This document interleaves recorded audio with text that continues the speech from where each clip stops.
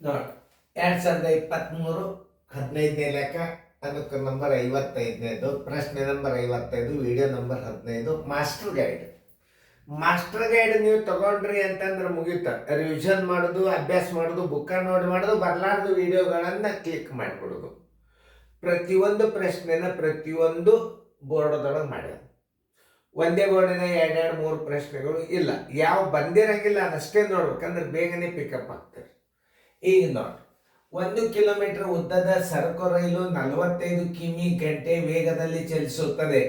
ಈ ಗೂಡ್ಸ್ ರೈಲು 2 ಕಿಲೋಮೀಟರ್ ಉದ್ದದ ಸುರಂಗದ ಮೂಲಕ ಹಾದು ಹೋಗಲು ತೆಗೆದುಕೊಳ್ಳುವ ಸಮಯ ಎಷ್ಟು?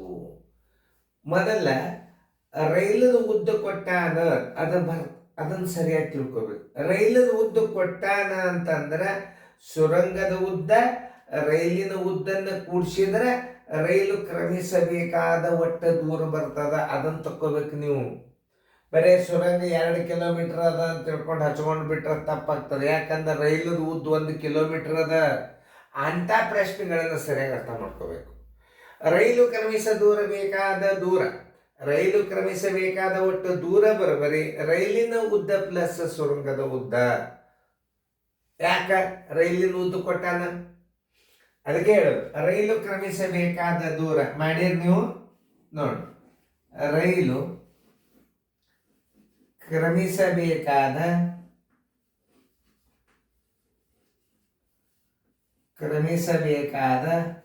ಒಟ್ಟು ದೂರ ತಕ್ಕೋಬೇಕು. ಅಂದ್ರೆ ಏನ್ ಮಾಡಿದ್ರೆ ಬರ್ತದ ಅದನ್ನು ತಿಳ್ಕೋಬೇಕು. ರೈಲಿನ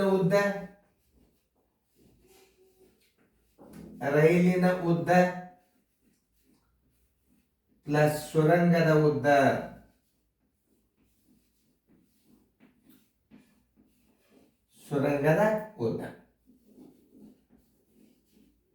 ರೈಲಿನ ಉದ್ದ ಎಷ್ಟದ ನೋಡ್ರಿ.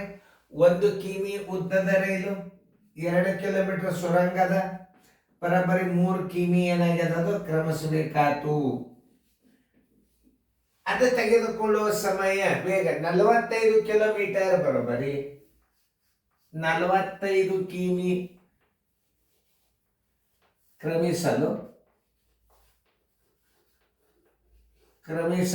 ಬರೋಬ್ಬರಿ 1 ಗಂಟೆ ಹಚ್ಕೋಬಾರ್ದು, 60 ನಿಮಿಷ ಹಚ್ಕೋಬೇಕು. ಯಾಕಂದ್ರೆ ಕಿಲೋಮೀಟರ್ ಕಡಿಮೆ ಅದ. 3 ಕಿಮಿ ಬರೋಬ್ಬರಿ ಕ್ರಮಿಸಲು ಬೇಕಾಗುವ ಸಮಯ ಎಷ್ಟು? 3 × 60, ಇದು ತಾಳಗ 45 ನೋಡಿ. 3 1 3 15 15 1 15 4 ಬರೋಬ್ಬರಿ 4 ನಿಮಿಷಗಳು. ಯಾಕಂದ್ರೆ ಇಲ್ಲಿ ಉತ್ತರ ನಿಮಿಷದಾಗದ ಅಂದ್ರೆ ಇಲ್ಲಿ 60 ನಿಮಿಷ ಅಂತ ಬರ್ಕೋಬೇಕು. ಸೆಕೆಂಡ್ ಇತ್ತಂದ್ರೆ ಸೆಕೆಂಡ್ ಬರ್ಕೋಬೇಕಿಲ್ಲೇ.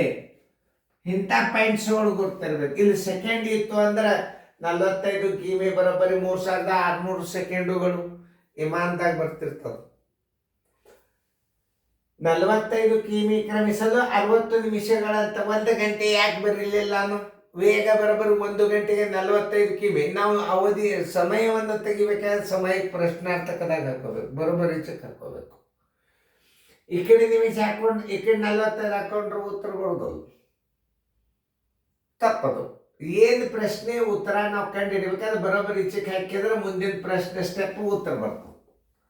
45 ಕಿಮಿ ಕ್ರಮಿಸಲು 60 ನಿಮಿಷಗಳು. 3 ಕಿಮಿ ಕ್ರಮಿಸಲು ಸುರಂಗದ ಉದ್ದ ಪ್ಲಸ್ ರೈಲಿನ ಉದ್ದ 3 ಕಿಮಿ ಆಯ್ತು, 4 ನಿಮಿಷಗಳು. ಆನ್ಸರ್ ಇಸ್ ಈಕ್ವಲ್ ಟು 4 ನಿಮಿಷಗಳು.